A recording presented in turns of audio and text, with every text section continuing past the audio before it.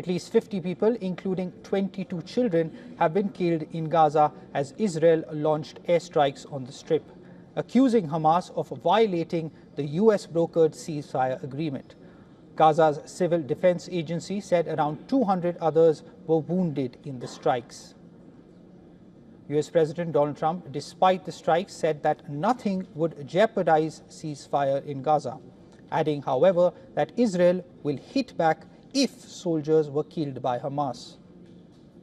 Trump said, and I quote, "They killed an Israeli soldier, so the Israelis hit back and they should hit back." End quote. Israeli Defense Minister Israel Katz accused Hamas of attacking Israeli troops in Gaza and warned that IDF will respond with great force.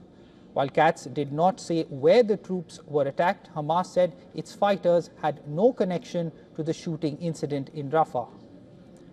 Gaza's civil defense said that at least 3 strikes were carried out, while the territory's main Al-Shifa hospital said one hit its backyard.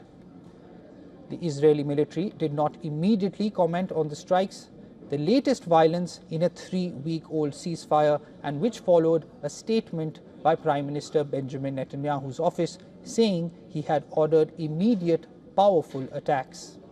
Hamas's armed wing, in response, said it was postponing the handover of another hostage body scheduled for Tuesday evening.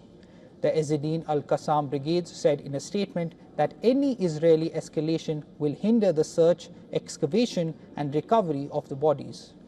Meanwhile, in a televised briefing, Israeli spokesperson said that the remains handed over by Hamas on Monday belonged to Ofir Zarfati, an Israeli killed during Hamas's October 7, 2023 attack that started the war, whose body was recovered by Israeli forces in the early weeks of fighting.